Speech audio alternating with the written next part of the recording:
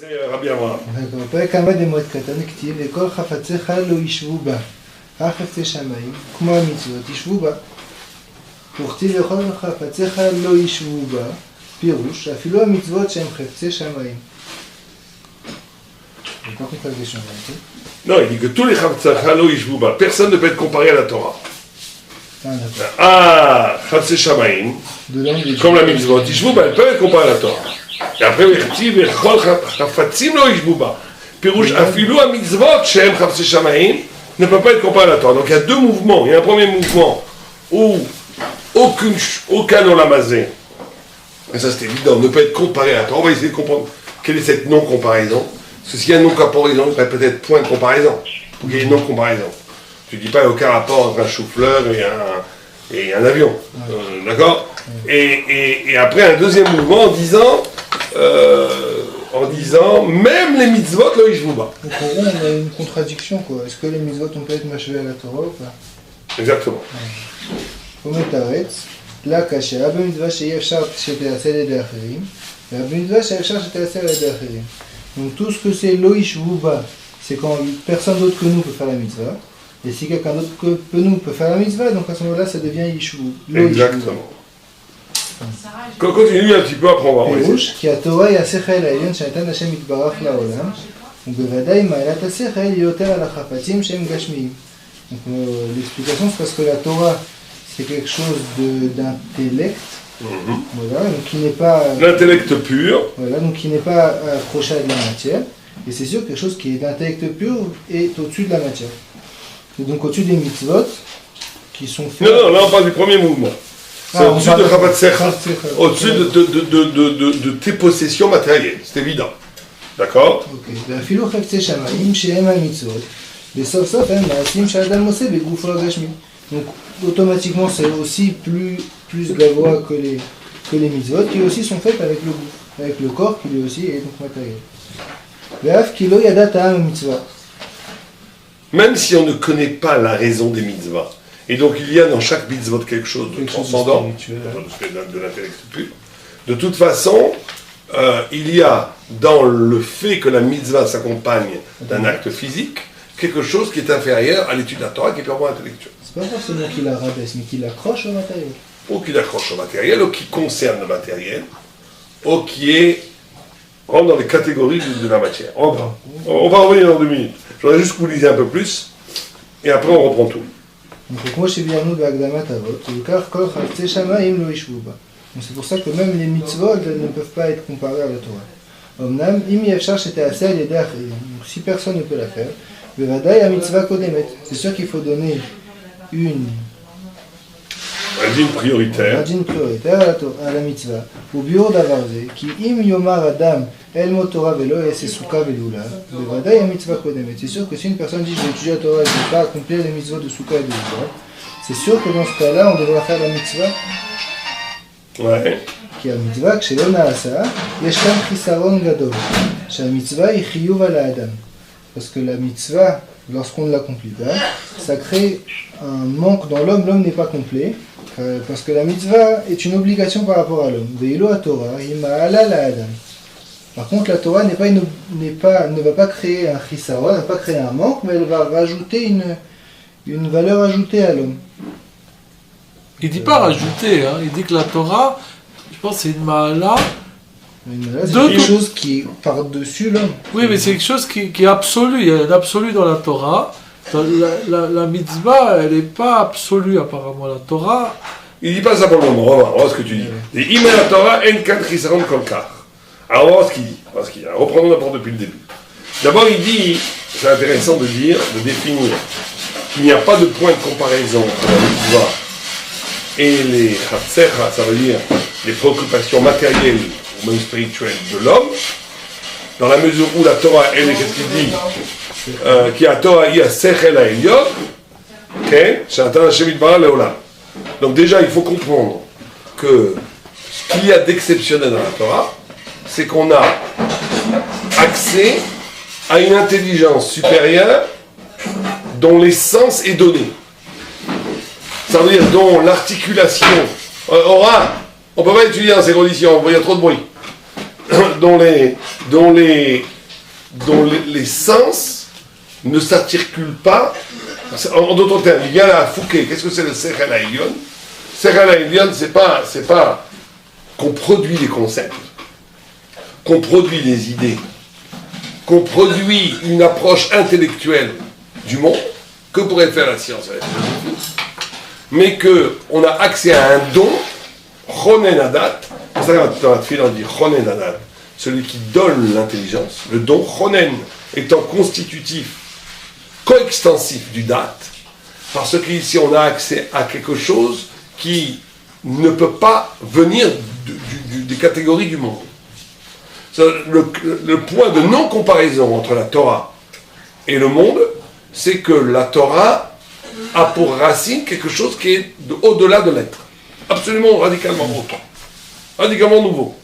Ce qui nous pose la question, nous quand on étudie la Torah, chaque fois, d'essayer de déceler le point, ce qu'on appelle le chidouche, le point de nouveauté qui est impensable sans la révélation, sans le noten. Sans le noten adat, sans le chonen adat. C'est-à-dire que le chidouche, avant qu'on dise, n'existait pas. Il est donné. Ce qui est important ici, c'est la notion de donner. C'est la notion que tu ne peux pas accéder au concept. Le concept thoraïque est un éclair qui déchire le tissu mondain. C'est pas une lecture de la matière. C'est pas une lecture de la matière, ce n'est pas une projection spiritualisée d'idées qu'on aurait pu former à partir de la pensée immanente, etc., etc. C'est véritablement un don, donc il faut trouver le mouvement du don. Le mouvement, et c'est là l'Oishvuba. L'Oishvuba, c'est qu'il n'y a pas de point de comparaison dans le mangenon, dans le mécanisme qui produit des concepts. Et donc il y a une production de concepts qui est une Kabbalah, qui est un reçu d'un don. Donc au final, ces concepts sont assez matériels. Non, quand tu étudies la Torah, c'est pas matériel. Quand tu étudies la Torah, c'est pas quelque chose de matériel. Alors c'est ça le problème. Le problème, c'est comment définir un vrai concept de Torah. Un vrai concept de Torah, c'est le moment où tu es capable de voir quelque chose, ça peut être quelque chose, ou de penser une pensée, les avdil comme Dieu la pense. C'est un arrachement total de la condition humaine. On peut penser comme tel, une création d'un novateur. On ne peut jamais pouvoir penser quelque chose qui n'est pas dans le tfissa. C'est pas une question de tfissa, c'est une question, quelle est la nature du concept avec lequel tu travailles? Est-ce que tu es capable d'avoir une pensée qui excède tous les mécanismes du monde, c'est-à-dire tout l'être, qui n'est pas une production d'être. Et on voit très bien que ce passage du Baral, c'est un passage qui se débat dans le problème de l'acte, l'obligation, mitzvah, chez Erin, c'est qu'à un moment donné, s'annule le côté vertical de la transcendance de la vérité, parce que tu es obligé de faire. Et dans ce cas-là, il y a un din kadima, il y a quelque chose de supérieur dans l'action à la pensée. Et pourquoi c'est important de comparer si c'est les autres, c'est quoi là? Non, ce qu'il te dit ici, c'est qu'il y a trois mouvements. Il y a un premier mouvement où on te dit la Torah, elle est supérieure à toute modalité mondaine. Donc, premier, c'est quelque chose qu'il faut méditer. Ça veut dire que, est-on capable de pratiquer un art de penser, un art de parler, un art d'exister, dont les racines sont un don. Ça veut dire, quand je dis don, ça veut dire dont l'horizon, quand je dis l'horizon, ça veut dire le background, ce qu'il y a derrière, l'écho est un écho qui ne prend pas racine dans le monde. Mais tu es mais dans le don de Dieu, c'est pas la révélation. Tu es Médaillek, la différence, c'est pas Noten Adat, c'est Chonen Adat. Non, ici, là, il dit que Hachem Noten, qu'il a donné, mais dans la Tfila, on dit Oui, Chonen. mais il semblerait qu'il y ait quand même une subtilité entre les deux, non? Peut-être, sûrement. Chonen, c'est parce que c'est un digne de Chen. C'est-à-dire qu'il donne de Chonen, il y a un digne que Hachem te fait grâce. C'est un don que tu ne mérites pas. Ah, voilà. Que tu ne mérites pas. C'est quelque chose de merveilleux, d'exceptionnel de recevoir l'intelligence. Donc la nourriture, on peut la mériter. Peut-être, mais restons au texte. Ça, c'est la première chose. Deuxième dimension, c'est que maintenant tu as une mitzvah qui, elle, bien sûr, est l'inscription de la volonté divine dans la matière. Donc tu pourrais dire qu'elle correspond, elle est à égale valeur que l'étude de la Torah, puisque les deux sont la volonté de Dieu. Et là, il te dit non. Il te dit que, puisque même Afilu Chavse Shamaim, Shema mitzvah, des sof emmaasib. Alors là, on tombe dans quelque chose de très important.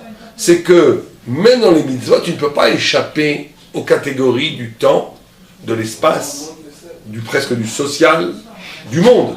Dès que tu fais un acte, même si l'acte est un acte de mitzvah, il est capturé par les catégories du monde. Donc il y a une liberté beaucoup plus restreinte. Alors que quand tu étudies la Torah, tu es dans une liberté spirituelle absolue. Qui fait que tu es hors monde. Tu es hors monde. Maintenant, ce qui se passe à ce moment-là, c'est que, très bien, on aurait pu pousser la logique. Dans ce cas-là, on va mépriser le monde. D'accord? Et on n'a plus besoin de faire, presque on va dire. On va être dans la contemplation divine. Là, il te dit, omnam, cependant, il y a un phénomène qui se produit. Si une mitzvah n'est pas possible de faire, personne ne peut la faire sauf toi. Alors là, la mitzvah est kodemet. La mitzvah devient plus importante que l'étude. Pourquoi? Il explique pourquoi. Qui im a im yomar adam. Si un homme te dit, il a met Torah velo yasesuka, lulav.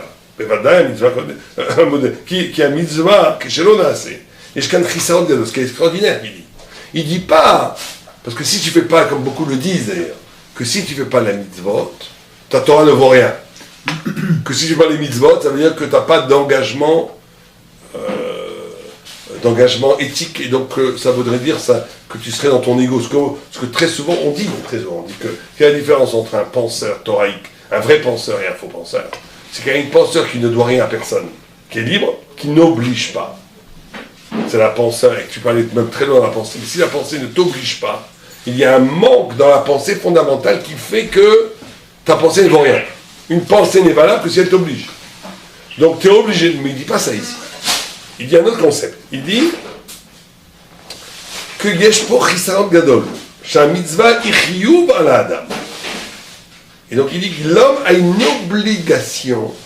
La mitzvah, c'est la responsabilité. Et en ne la faisant pas, tu creuses un trou dans l'homme qui détruit l'homme. Alors même si la ma'ala, même si le rapport à l'étude de la Torah est infiniment supérieur à la mitzvah, si tu n'étudies pas, tu as manqué une grandeur. Tu passes à côté d'une grandeur. Mais tu ne provoques pas un trou, une destruction, toi. Alors que quand il y a une mitzvah qui t'appelle, c'est un chov, c'est une obligation. Et si tu ne la fais pas, tu te détruis. Et donc il est dans une autre logique. Il est dans une logique qu'une mitzvah qui ne peut être faite par personne, sauf que par toi, c'est un chisaron. Si tu ne la fais pas, tu rentres dans le chisaron. Entre un choix d'avoir le chisaron et la ma'ala. Et la ma'ala, tu choisis de ne pas avoir le chisaron. Parce que c'est pas symétrique. La ma'ala et le chisaron ne sont pas symétriques. Elles ne sont pas symétriques. C'est pas plus et moins. Ouais. Alors maintenant, il faut se poser la question, comment ça se fait? Qu'est-ce que veut dire d'un point de vue thoraïque cette confrontation entre le chisaron et la ma'ala? Comment se fait-il que ça existe, ça? Ça veut dire quoi, cette confrontation entre le chisaron et la ma'ala? Qu'est-ce que ça vous dit à vous? La question, c'est en gros pourquoi Ça renvoie à quoi? C'est très différent. Non, mais à un moment donné, un point de confrontation et un point de lutte entre la ma'ala et le chisaron, tu dois choisir le chisaron. Ça renvoie à quoi? Ça renvoie à quelque chose de très précis. C'est ça qui fait que l'homme, c'est parce qu'il a le chisaron que l'homme, on a donné cette grâce, comme tu parlais de la grâce, du chon et nadat, à l'homme. Parce que sinon, il y aurait un danger, chas v'shalom, presque d'être... Blasé? Non, presque divin. Il y aurait un problème de divinité. En d'autres termes, Dieu te donne une infinité capacité conceptuelle, cognitive. Il te donne cela parce qu'il sait que ça ne pourra jamais devenir le lieu d'une idolâtrie où l'homme se pose comme un Dieu tout pensant, donc tout puissant, parce qu'à un moment donné, ton pouvoir de pensée va être aboli par ta responsabilité. Et ça, c'est fondamental. Ça veut dire que c'est ça qui, quand on disait le point oblige ou pas oblige, là on tombe dans un nouveau nœud. Vous verrez que qu'est-ce qui va protéger la toute-puissance de la pensée de devenir presque chas de shalom d'égal à égal avec la vérité absolue que Dieu profère, de ne pas être tout le temps en dessous de l'absolu, c'est le fait qu'à un moment donné, tu vas être confronté à une obligation de la mitzvah, qu'elle soit éthique, c'est-à-dire par rapport à ton prochain, qu'elle soit par rapport à Dieu, par rapport à toi-même, qui va abolir ta liberté de penser. Et c'est cette dialectique du fait, et donc ça renvoie à quoi? Ça renvoie à non pas simplement une mitzvah morale, tu es bien obligé de donner à manger à celui qui a faim, que si tu tues la Torah alors que l'autre il a faim, t'es un affreux Jojo. C'est pas que ça. C'est pas que ça. C'est le fait que tu sois obligé d'arrêter de penser parce que l'autre il a faim, te renvoie à la condition humaine, à la faiblesse humaine, qui est elle-même une compréhension intelligente de la vie. Vous comprenez le problème ou pas? Vous n'êtes pas avec moi? En d'autres termes, si je n'avais pas le point du chisaron, je serais dans une métaphysique absolue qui détruirait la pensée elle-même. Est-ce que c'est la question d'Adam Arishon, ça, finalement, qui voulait arriver par le fait à... Peut-être. C'est l'explication qu'on peut donner. Peut-être qu'Adam Arishon voulait faire entrer chez lui le chov. Il y a beaucoup d'explications. Mais en tous les cas, ce qui nous intéresse, c'est que comme c'est un don, cette pensée, comme c'est un don, quelque part, on a volé le feu de Dieu. Quelque part, c'est pas pour nous. Quelque part, c'est quelque chose qui nous échappe totalement. Quelque part, c'est une dimension de l'intelligence divine qui est presque la chutzpah que l'homme l'étudie. Tous les midrashim qui disent que quand Moïse a reçu la Torah, le Satan est venu et a dit... Vous connaissez le midrash? On en avait parlé, les amis, magnifique. Que tu ne mérites pas, pourquoi donner aux hommes, etc. Non, il y a un autre midrash que quand Moïse a reçu la Torah, le Satan a été voir Dieu. Il lui a dit, mais où est la Torah?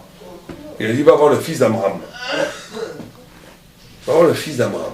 Il a été voir Moshe, il a dit, où est la Torah? Et Moshe a dit, moi j'ai pas la Torah. Je l'ai pas. Alors Dieu lui a dit, Moshe, Badayata. C'est dans Shabbat, regardez dans Pétet. Badayata, t'es un menteur.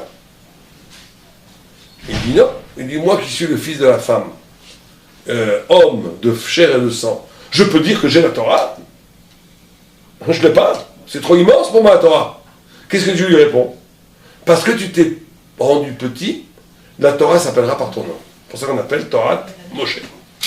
C'est un texte extraordinaire. C'est parce que tu as la conscience de ta limite que l'illimité t'est attribuée. Moshe aurait dit, j'ai la Torah. J'ai la Torah, ça n'a pas été Torah de Moshe. C'est parce qu'il n'a pas la Torah que la Torah prend son nom. Vous comprenez jusqu'à où ça va? C'est parce que j'ai la conscience de mon incapacité à comprendre l'absolu que cette humilité, qui n'est pas qu'une catégorie morale, devient une clé pour que cet absolu soit tellement proche de moi que la Torah s'appelle Moshe. C'est une acquisition de l'absolu. Mais l'acquisition de l'absolu passe par un dessaisissement de l'absolu. Vous comprenez ça ou pas? Parce que le chisaron crée le besoin. Le chisaron crée la compréhension, l'écart, l'abîme entre l'exercice de la pensée et ta condition humaine. Dans le piège du penseur, c'est qu'à un moment donné, il croit qu'il est la pensée.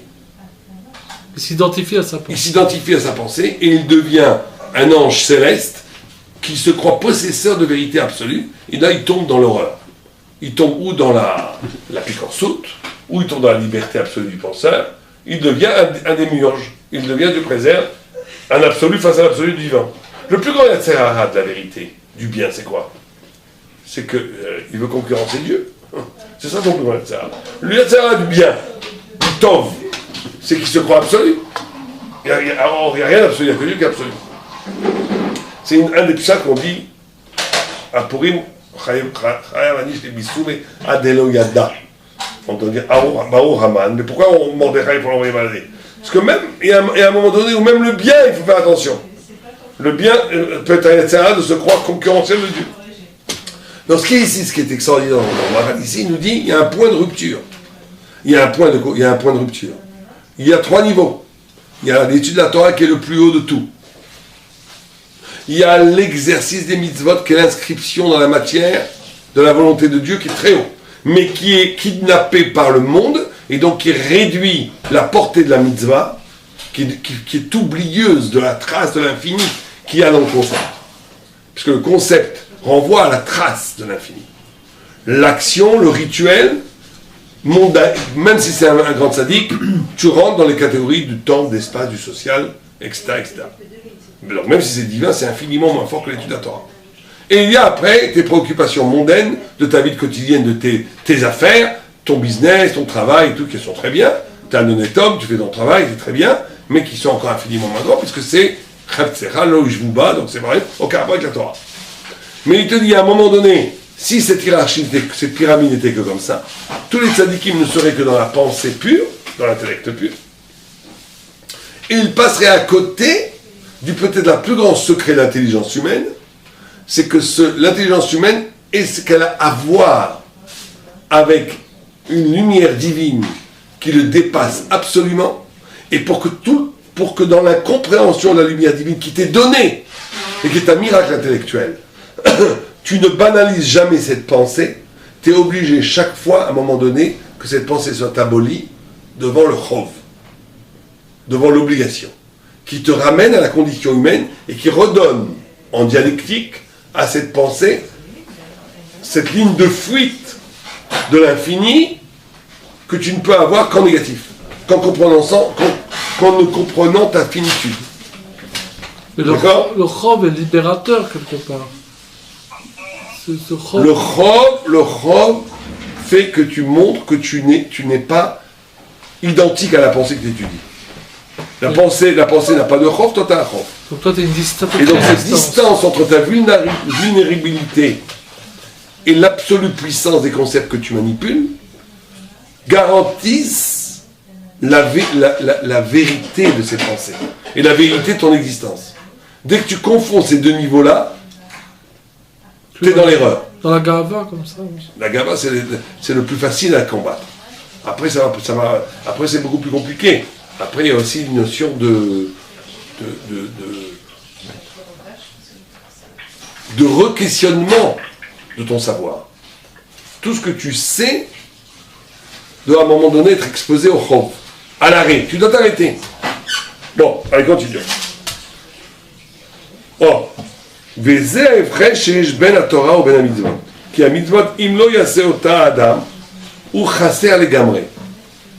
Les mitzvot est ce qui fait que l'homme est comblé. Et ce qui fait que l'homme est construit. S'il ne fait pas une mitzvah, il y a manque. Il y a manque. Shari mitzvot à Torah, Ramach, elles sont les 248 membres du corps. Kemispa, Ivaré Adam. Acha mitzvah im, Meshalmet la Adam. Donc la mitzvah, elle, Meshalemet, elle accomplit l'homme. Chez im en a mitzvah qui est Adam, Chaser et Berecha. Si tu négliges une mitzvah, c'est comme s'il te manquait un membre.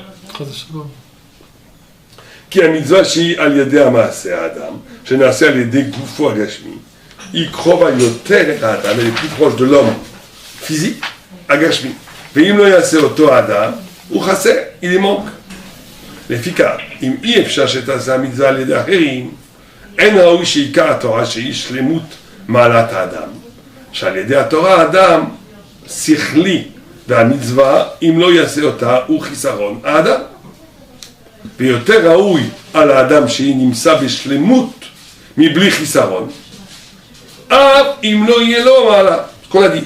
En d'autres termes, ici, il définit de façon extraordinaire que la fonction d'une mitzvah est l'épanouissement et l'accomplissement de l'homme. C'est ça une mitzvah. La mitzvah permet à l'homme de devenir l'homme, l'humain. Vous savez que le Rambam, dans un très beau texte, définit l'humanité au prorata de ses mitzvot. C'est une définition extraordinaire de l'humain. Qu'est-ce que c'est l'humain? Tous les philosophes, ils ont dit l'humain, c'est celui qui parle, l'humain, c'est celui qui vit en société, l'humain, c'est celui qui crée l'économie, etc. Le Rambam, il vient au début, pas au début, dans Achot Berachim, il dit qu'est-ce qui crée un homme? C'est le fait qu'il a des mitzvot. Parce que l'homme, Adam, c'est celui qui est capable de se parachever à partir d'un rite, d'un rituel, d'un acte qui inscrit une dimension divine dans ta chair, dans ton corps, dans ta vie, et qui te rend à ce moment-là ta plénitude humaine. Si t'as pas, les animaux n'ont pas de mitzvot. Les goïms, ils ont 7 mitzvot, donc ils sont humains. Ils n'auraient pas 7 mitzvot. Abolir les lois, c'est abolir l'humanité, pour le Rambam. Abolir la loi, c'est abolir l'humanité. L'humain est constitué. Donc plus tu as des mitzvot, plus tu es humain. Donc les juifs sont censés être très humains. Mais en tous les cas, parce qu'ils ont plein de mitzvot, mais en tous les cas, ce qui nous intéresse à nous, c'est de dire qu'il y a ici 2 niveaux. Il y a un niveau de hashlama, c'est-à-dire d'épanouissement, on pourrait dire ça, de plénitude. Ça, c'est la mitzvah qui donne la plénitude. Shabbat, Tfilin, Tfila, te donne la plénitude. Mais il y a après un autre niveau qui n'a aucun rapport avec la plénitude, qui est la capacité de s'identifier, ou plutôt de gravir des niveaux qui ne te correspondent absolument pas. C'est l'étude de la Torah. L'étude de la Torah est capable de t'amener à des niveaux de compréhension, et même des niveaux spirituels, qui ne correspondent absolument pas à ton niveau. Mais ce que tu étais Mechadej, c'est que cette volonté, cette aspiration qu'on a demandé dans ces niveaux, il prend sa racine dans le Chisaron. Non, c'est pas ce que j'ai dit, c'est pas ce qu'il a dit lui. Lui, il n'a pas dit le Maharal, il te dit simplement que un homme ne peut pas être que Mahala. Si un homme n'est que Mahala, il va devenir fou. Il se perd, il se chasser. Donc le Chisaron est là pour empêcher de t'identifier à la Mahala. C'est exactement ça qu'il dit. La Torah, c'est toujours une Mahala, mais c'est jamais toi. Mais pourtant, c'est une mitzvah, l'étude. Ouais, mais dans la Torah, il y a la mitzvah, qui est une mitzvah comme les autres, qui est Koulam, et il y a la lumière que cette mitzvah t'amène. La compréhension conceptuelle que cette mitzvah t'amène. Parce que si tu étudies la Torah et que ça t'amène aucune lumière divine, tu as fait une mitzvah, mais tu n'as pas la Mahala. La Mahala ici, c'est la capacité d'arriver à un niveau qui n'a aucun rapport avec toi. C'est ça la Torah. C'est que la Torah, elle a une capacité. La loi, les halachot, c'est la rencontre merveilleuse de ta condition humaine et de Dieu. C'est ça le bonheur. C'est pour ça que la mitzvah, c'est la joie. La mitzvah doit donner une joie. Que la joie, la définition de la joie, c'est être né joyeux que celui qui est lui-même. En d'autres termes, né joyeux que celui qui vit sa vie. Né joyeux que celui qui a le sentiment d'exister vraiment. Mais quand tu n'existes qu'à partir d'un manger, dormir, d'un boulot, dodo, même si tu existes, tu sens que ce que tu fais, tu n'es pas heureux parce que c'est inintéressant. Quand tu existes à travers, si tu fais toutes les mitzvot et qu'elles sont extérieures à toi, tu es aussi malheureux. Parce que c'est un jour qui n'a aucun rapport avec ta vie. Quand tu fais une mitzvah qui devient l'accomplissement de ce que tu es, c'est la joie absolue. C'est ce qu'on appelle la plénitude, l'épanouissement spirituel réel. Parce que c'est en même temps toi, mais dans une dimension d'éternité, de divinité, qui prend sens infiniment, pour toujours. Ça c'est magnifique, c'est la mitzvah. La mitzvah, et si tu ne fais pas la mitzvah, tu te détruis, puisque tu es constitué par la mitzvah. La Torah, définie par le Maharal, n'est pas constitutive de l'homme. Ça, c'est son grand chidouche. Elle est au contraire un continent divin, qui est un pur don extérieur à mon identité, auquel je peux m'élever, m'attacher, me mishtayer. Je m'attache à cette Torah, je me l'approprie. Alors c'est ça ma coucha. C'est que la Gemara, elle dit Torah Dida. Torah d'idée.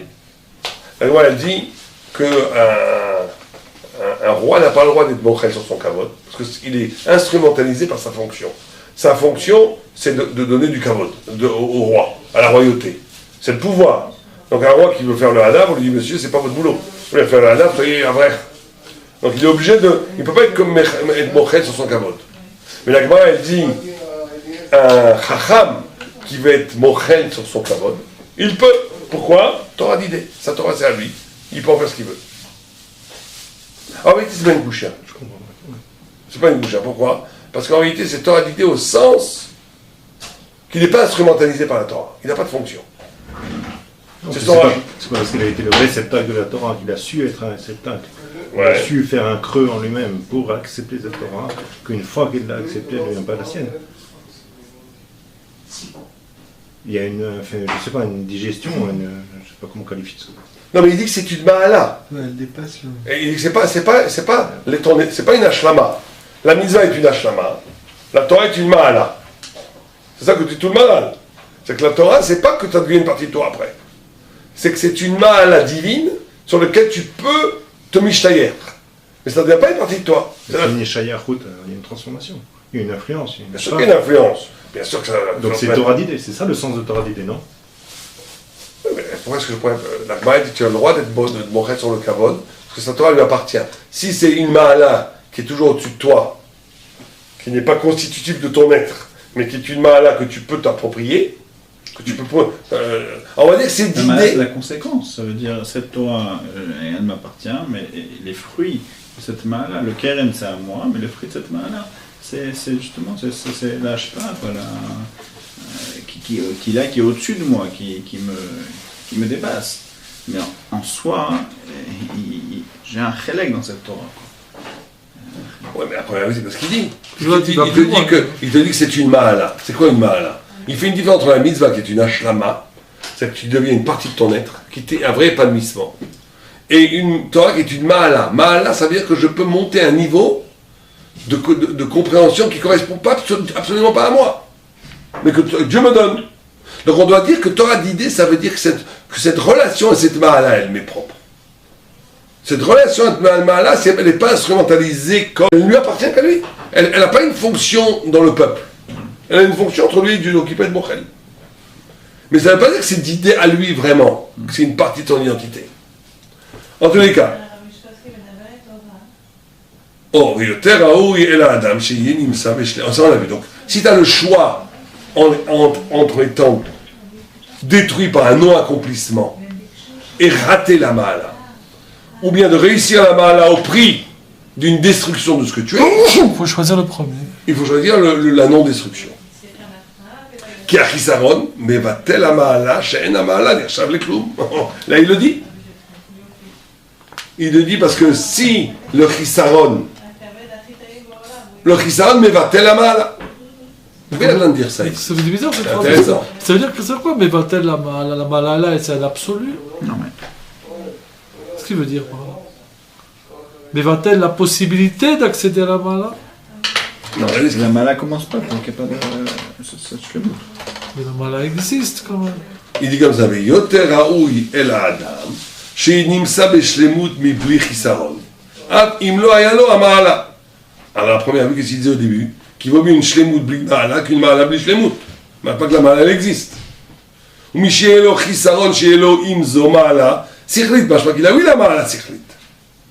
Alors il explique pourquoi est-ce qu'il vaut mieux choisir le nom chisaron plutôt que la ma'ala, qui a chisaron, mais va-t-elle la ma'ala? Chez la ma'ala, nirchav lekloum.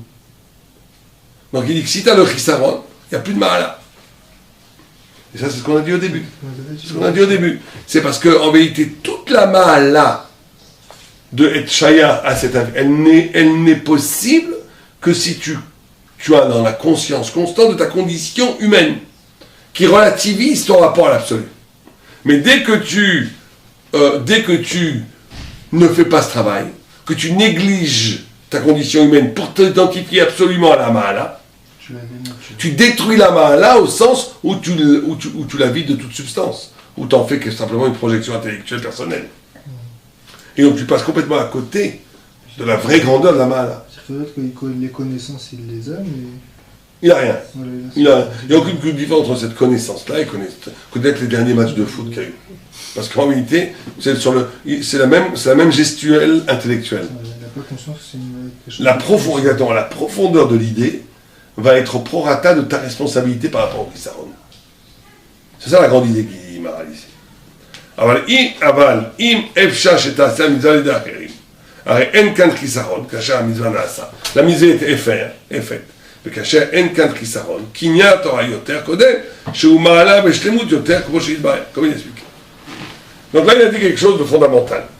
Continuons. ובירושלמי, רבי בחיריה, או בחיחיה, vas-y, il dit ברבי חיה. רבי חיה, דכפר תחומים. אחד אומר, כל העולם אינו שווה לדבר אחד מדברי תורה. אחד אומר, אפילו כל מצוותיו אינם שווים לדבר אחד מדברי תורה.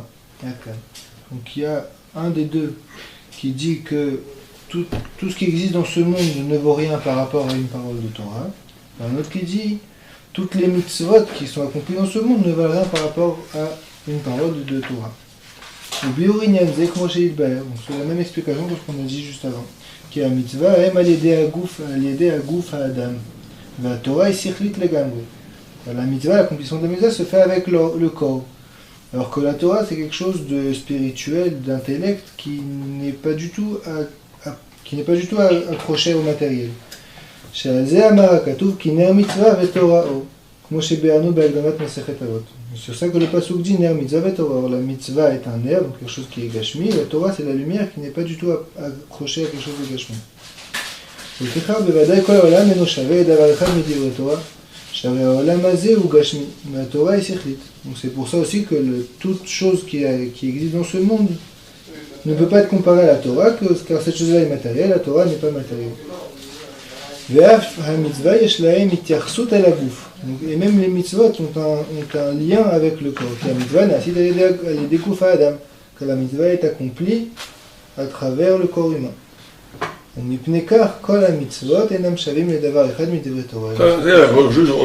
a déjà expliqué tout ça. Continue. C'est quoi l'explication de la deuxième opinion qui dit là-bas, qui dit c'est pas la marloquette? Je ne sais pas s'il y a une marloquette après le Maral. L'un ajoute plus un chidouche de l'autre. C'est que là, peut-être qu'il n'explique pas la marloquette le Maral ici. On peut imaginer qu'il y a la même marloquette un peu qu'il y a entre Beth Shammai et Beth Hillel. C'est une marloquette s'il y a une marloquette. Shammai a dit que c'était pas de marloquette. Alors Beth Shammai, tout ce qu'il achetait, c'était les Rosh Shabbos. Donc il mangeait toute sa vie les Rosh Shabbos. Et on dit qu'il avait mis d'arrêt à Itabo. Je disais, Emouna, je sais que Hachem donnera quelque chose de bien. Et certains, le Maral explique que c'était une marloquette. Comment tu te lis à Dieu? Est-ce que tu te lis à Dieu d'Avka avec la transcendance, mais dans le Chol, il n'y a pas. Le Chol n'est valable que s'il se lie à quelque chose qui dépasse le Chol. Ou bien je peux voir Dieu dans le Chol Gamour. Donc c'est possible qu'il y ait aussi, peut-être, si on voudrait s'aventurer dans une marloquette, que celui qui dit que tout le Olam Kulo ne vaut pas la Torah, mais les mitzvot, oui. Pourquoi? Parce que dans les mitzvot, il y a cette rencontre entre le Chol et Dieu. Donc il y a une sorte de chilouv entre le Gashmi et le Rouchani au même moment. Et donc ça serait peut-être concurrentiel à l'intellect pur. Et le deuxième dirait non, l'intellect pur, détaché de toutes les prégnances, de toutes les mécanismes du Olam Hazé, est supérieur parce qu'il est plus proche d'Hachem. Dès qu'il y a matière, tu es loin d'Hachem. Je me rappelle un peu la marloquette qu'on a vue sur Parashat Drachim. Ouais, ça ressemble. Ouais. Continuons. Vas-y. בפרק כמה דקידושין היה ביטחון וזקנים בעליית בית. נתוזה. נשאלה שאלה בפניהם. תלמוד גדול או מעשה גדול? Donc Rabbi Tarfon et des Zkenim, donc des anciens, étaient sur le toit d'une maison, et là-bas ils ont posé une question, est-ce que l'étude est plus grande ou le maasé est plus grand, ou l'acte est plus grand? Nana Rabbi Tarfon ve'amar maasé gadol. Nana Rabbi Akiva ve'amar talmud gadol. Donc Rabbi Tarfon a dit que le maasé, l'acte est plus important, est plus grand, et Rabbi Akiva a dit que l'étude est plus grande. Donc on est vraiment au cœur de notre problématique. Ouais. Vas-y. Nanu kulam ve'amru talmud gadol sha'talmud mevi idei maasé. Donc les autres, les Zkenim ont répondu, que le Talmud est plus grand car le Talmud amène à l'acte. Ce qui à première vue contredit tout ce qu'a dit le Maral avant. Parce que d'abord, il y a une marloquette, est-ce que d'abord il y a une vue qui pense que l'acte est plus important que l'étude? Deux, il y en a qui disent que l'étude est plus importante que l'acte. Et la conclusion, c'est que l'étude est plus importante que l'acte parce qu'elle amène à l'acte. Marche pas que l'acte est plus important que l'étude, puisque la finalité de quelque chose est toujours plus important que le Emsaï. Quand on dit que l'acte est plus important que l'étude, on peut dire ce qu'il a dit, que le Chisaron c'est plus Sikari, d'une part de plus certain. Ouais, on peut expliquer ça pour le malade. Mais la conclusion est bizarre. Oui, la conclusion est bizarre. Et non seulement elle est bizarre, mais elle est anti de tout ce que le Maral a dit avant. Puisqu'on a dit que c'est le pur intellect. Donc le pur intellect, c'est pas d'arriver à l'acte. Le pur intellect, c'est d'arriver à Dieu. Donc en gros, l'acte de l'intellect est juste instrumentalisé pour qu'on puisse arriver à Dieu. Donc c'est bizarre, c'est ça. Après, ça contredit tout ce qu'il a dit. Je me travaille, il va essayer de répondre maintenant. Non, mais il dit plus que ça, parce qu'il dit que s'il disait que ça, alors il dirait pas que la Torah, l'intérêt de la Torah c'est qu'elle amène au Maasé, il dirait que le Maasé est intéressant. Il dit que la Torah est supérieure parce qu'elle amène au Maasé. Oui. Donc c'est une qualité que la Torah, qu'elle t'amène au Maasé. Ça c'est un aspect, mais et qui nous amène à penser que le Maasé il est plus grand que la Torah. Oui, mais le fait que dans sa même phrase, il nous dit que la Torah est plus grande que le Maasé, ça fait aussi partie de la phrase qu'il a dite. Tout à fait. Mais même dans la Gemara. Lui-même, je veux dire, la phrase elle-même est contradictoire. Exactement. La phrase elle-même est contradictoire. Si c'est quand elle est plus grande, qu'elle t'amène au Maasé. Puisque si c'est le Maasé plus grand, puisque c'est la finalité, il ne devrait pas être plus grand. Alors, c'est peut-être plus efficace. Mais on peut répondre d'un point de vue logique, dire qu'il y a dans la Torah quelque chose qui t'amène à l'acte, alors que l'acte ne t'amène pas à l'acte. Et même si l'acte est le plus important, quelque chose qui t'amène à plusieurs actes est fécond d'actes.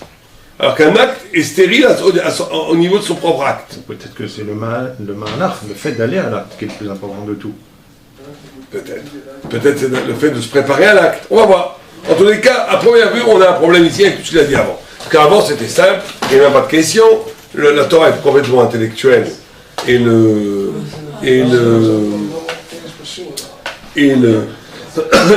Maasé est plus Gashmi, donc c'est plus important l'intellect que la Gashmi, c'était très clair. Tout d'un coup, ça devient que le Maasé devient le plus important. Bon, alors on va voir, vas-y. תניא רבי יוסי אומר, גדול תלמוד תורה שקדם לחלה 40 שנה, לתרומות ומעשרות נ"ד שנה, וליובלות ק"ד שנה. כשם שהתלמוד תורה קודם למעשה, כך תחילת דינו של אדם אינו אלא על דברי תורה, שנאמר פוטר מים ראשית מזון. כשם שדינו קודם למעשה, כך שכרה קודם למעשה, שנאמר וייתן להם ארצות גויים, ועמל ללאומים ירשו, בעבור ישמרו חוקיו ותורותיו, ינצרו וכו' עד כאן. Donc là, Rabbi aussi dit que la Gadol Talmud Torah שקדם לחלה 40 שנה, donc la Torah a précédé la Chala de 40 ans, et a précédé Trumot ou Maasot les Afrashot de 54 ans, et les Yovalot de 104 ans. Donc Shem Talmud Torah Kodem et Maasé, donc au même titre que la Talmud Torah historiquement était plus ancien que les actes, de la même façon, on va commencer à être jugé par la Torah, sur les divrei Torah, Shenema, Potel Maim, Madon. Et donc au même titre que on est commencé à être jugé sur la Torah avant d'être jugé sur les Maasim, donc on va recevoir d'abord un sachar sur la Torah avant de recevoir un sachar sur les Maasim. Continue. ופירוש זה, כי סבר הביטחון מעשה גדול בשביל שהיה סובר כי המעשה היא השלמת האדם שמשלים האדם עצמו על ידי המעשה. Rabbi Tarfon pensait que le maasé était plus important, car il pensait que le maasé, donc c'est la chose qui perfectionne l'homme, je sais pas comment donc on voit que le Maharal ici veut rester dans ses référents, rester dans ce qu'il a expliqué avant, en disant Rabbi Tarfon il est tout à fait conscient qu'au niveau de la Mahala, la Torah est supérieure à la mitzvah, mais il y a dans la mitzvah une capacité d'accomplir l'homme, de perfectionner l'homme, que n'a pas la Mahala, parce que la Mahala est extérieure. La Mahala c'est quelque chose qui t'amène à un niveau qui est au-dessus de toi, mais qui ne te construit pas à partir de ce que tu es essentiellement. Donc il y a la mitzvah est supérieure parce que Rabbi Tarfon, on va voir ce que ça veut dire, privilégie l'accomplissement. On va voir. Vas-y. Et l'homme aussi, mais l'homme aussi. Ouais. ואף כי התורה בוודאי יש לה מעלה עליונה מצד שהתורה היא שכלית, מכל מקום לעניין זה שהמצווה משלמת האדם, שהאדם שלם, וזהו יותר גדול כמו שהתבהר לפני זה. Donc bien que la Torah, יש לה מעלה עליונה, donc elle a quelque chose de supérieur et de transcendant, מצד שהתורה היא שכלית, elle est spirituelle et intellectuelle. מכל מקום לעניין זה המצווה משלמת האדם, donc par rapport à ça, la mitzvah complète l'homme, accomplit l'homme, et il est plus important d'être accompli que d'avoir quelque chose de supérieur. Voilà, que de comprendre les supériorités. Vas-y. דמיון זה, כי אף שהיין יותר נחשב מן הלחם, כי היין משמח אלוקים ואנשים, מכל מקום הלחם מפרנס Gomashlim et Adam. Donc en une comparaison, le vin est plus Nershav min Alechem, Plus noble que le pain. Mais le pain est plus essentiel à la vie que le vin. Les ficas, vas-y. מעלת הלחם שבו יושלם האדם יותר עליון מן היין שהוא תוסף את המדרגה ולא יושלם האדם על ידו. Donc l'importance du pain est plus grande parce qu'elle permet à l'homme de vivre. וכך המעשה שהוא השלמת האדם כמו שהתבהר הוא יותר מן התורה שאינה השלמת האדם. לפיכך סבר המעשה גדול. נענו כולם. Avant ça, il faut expliquer. Donc ici, on a ici le paradoxe extraordinaire. Ça veut dire qu'on a. D'abord, on apprend ici une chose très importante. Que la Torah, l'étude de la Torah, en tant qu'étude de la Torah, c'est jamais un épanouissement. Ça, c'est contre 99% des pédagogues thoraïques. Qui apprennent à leur nez, apprennent à étudier pour grandir, pour devenir là. C'est pas le chat. La Torah, c'est une confrontation avec l'idée de l'absolu, qui est toujours en deçà et qui est toujours en décalage avec toi. C'est ça la Mahala. La Torah qui s'apprendrait pour l'accomplissement intellectuel, pour le développement de tes facultés spirituelles, intellectuelles, etc., serait en vérité une dégradation de l'essence de l'étude de la Torah, puisqu'elle ramènerait la Torah au niveau des mitzvot. Donc la Torah, c'est le souci de questionner et de penser et de se confronter à une vérité qui excède largement les problématiques d'épanouissement personnel. C'est une confrontation à la vérité. C'est une ma'ala. C'est des questions qu'on pose qui n'ont aucun rapport avec le développement personnel. Avec moi. Aucun rapport avec même moi. Sans rapport avec l'absolue vérité en soi. Donc ça, c'est le premier élément. Les mitzvot. On parle ici de quand tu les fais au top niveau. Les mitzvot, si tu les fais vraiment bien, les mitzvot, tu fais vraiment bien la tzedaka.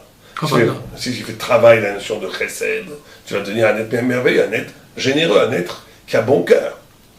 Si tu pries bien, tu vas arriver à un être spirituel, un être qui s'élève. Si tu manges bien en faisant bien les brachot, tu vas apprendre à dominer la matière. Tu vas arriver à des niveaux de perfection humaine exceptionnels. Donc c'est complètement un épanouissement au sens d'une hashlama, d'une construction de l'humain à l'image de Dieu. Donc si on se pose nous la question, avant les Tanaïm, qu'est-ce qui est plus important, de se bâtir comme un être divin ou de se confronter à la vérité en restant un pauvre homme moyen? Qu'est-ce qui est plus important? C'est quoi la lutte entre la Mahala et la Hashlama? En dos, la Mahala, elle n'a pas sur quoi une face, elle n'a pas grand-chose. On est d'accord. Mais il y a dans la Mahala quelque chose d'héroïque. Au sens où ta recherche de la lumière divine, de la vérité, elle dépasse même ton intérêt spirituel. C'est ça qui est intéressant dans la Mahala. Le questionnement intellectuel, spirituel de Torah, le questionnement de la vérité, il demande l'accomplissement. Le grand danger de l'accomplissement, c'est qu'en réalité, même si c'est spirituel, c'est toujours en toi. La grande force de la Mahala, c'est qu'elle, même si elle n'est pas, justement parce qu'elle est trop grande, elle ne te concerne pas, donc elle ne peut pas véritablement t'épanouir. Au contraire, tu vas toujours être cabossé, tu vas toujours être, tu vas être presque détruit par cette recherche de la pensée. Et donc Rabbi Tarfon, il choisit, il dit, ce qui est important dans le monde, c'est d'arriver à bâtir l'homme. C'est pour le Yishuv Haolam. Bâtir l'homme spirituel, Ashlama. Ton but, c'est de la confrontation à la vérité, la Mahala, qui fait que tu te débats avec des concepts, des idées, des révélations, qui sont bien au-delà de toi, et qui par définition doivent rester au-delà de toi. Parce que dès que c'est quelque chose qui t'accomplit, ce n'est plus de l'étude de toi. C'est la mitzvah. Alors, cette confrontation avec la vérité, elle est très élogieuse, mais elle ne peut pas être supérieure à l'obligation impérative de devenir. C'est ça la pensée de Rav Tarfon. Enfin, ce que nous, on peut en comprendre. Alors, ce qu'il dit après... C'est que la mahala, c'est optionnel, quoi. C'est quelque chose qui est en plus. Ouais, la mahala, c'est ça tout le problème. C'est ça tout le paradoxe.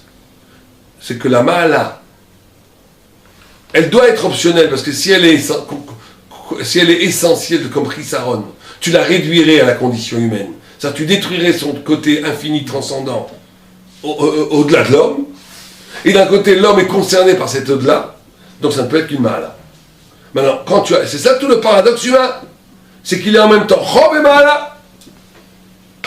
Mais dans le mahala, il y a plus un danger que dans la Hashlama. Moi, je dis que non. Il y a un plus grand danger dans la Hashlama. Non, Aftarfot, t'as raison. Mais Rabbi Akiva va nous enseigner que c'est le contraire. Parce que la Hashlama, le grand danger de la Hashlama, c'est l'égocentrisme, même spirituel. C'est l'égocentrisme. C'est qu'en réalité, tu es toujours dans une même si c'est tzaddik, en réalité, tu es le lieu de ta divinité. C'est toi, toujours toi. Alors que la mahala, elle a quelque chose de merveilleux. C'est que ça qui est merveilleux dans l'étude de la Torah, dans l'idée, dans le concept, c'est qu'on s'en fiche complètement de toi. Quand tu es vraiment dans la jouissance de la compréhension de l'idée, on s'en fiche complètement de toi. Tu n'es plus le problème. Le problème, c'est plus ton petit toi spirituel, ou c'est plus on s'en fiche complètement. Tu te débats avec une vérité et c'est ça qui est merveilleux dans l'homme. C'est que l'homme est capable d'être intéressé par quelque chose qui n'a aucun rapport avec sa condition, même spirituelle. Et ça, c'est la grandeur de l'homme. En même temps, on est passé par, même si ça nous dépasse de loin, c'est notre premier intéressement, il est par rapport à quelque chose qui nous concerne. C'est-à-dire qu'on va commencer à étudier n'importe quoi qu'on étudie, parce qu'on a un rapport avec lui. Je suis pas sûr. Je pense que justement, ce qui se passe à un certain niveau d'étude, c'est que tu es intéressé avec quelque chose, c'est la vérité elle-même qui t'interpelle, pas parce qu'elle te concerne. Elle te concerne parce que c'est la vérité. Oui, c'est ça. Elle te permet de découvrir,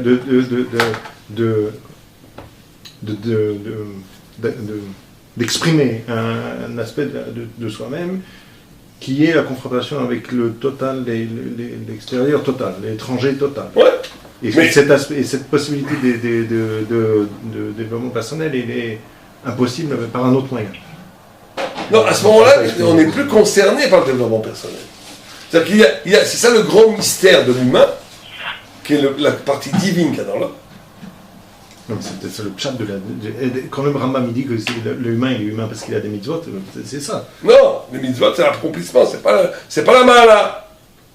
Ça c'est justement c'est l'accomplissement de l'homme. C'est les mitzvot. La mahala, c'est au contraire, c'est pas l'accomplissement. C'est un texte fondamental, ce texte du Maharal. Les événements entre les écoles de Moussard, entre nos orthodoxes, la vodka, est-ce qu'on met l'homme au centre ou c'est Je suis pas sûr. Je pense que là-bas c'est une autre marloquette.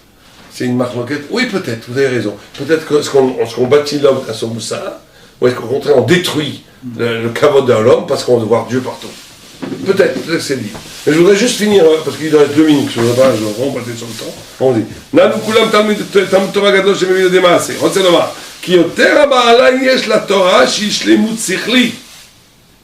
הרי התלמוד מביא לידי מעשה, גם כן. Ou madreg, il faut le voir, on ne peut pas le faire en rapide, parce qu'à première vue, là on peut pas bâcler cette histoire. Parce que là il nous dit. Bon, alors rappelez-vous, il faudra se rappeler, on est dans un point de tension. Là, d'habitude, on finit un sujet.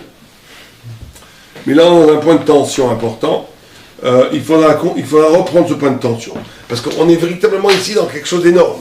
D'énorme, de la condition humaine, de la condition du juif, et du rapport entre le toi, l'intelligence pure, et l'essence de l'homme. Donc là, il faudra prendre son temps un petit peu. Enfin, il faudra revenir sur cette chose-là la semaine prochaine.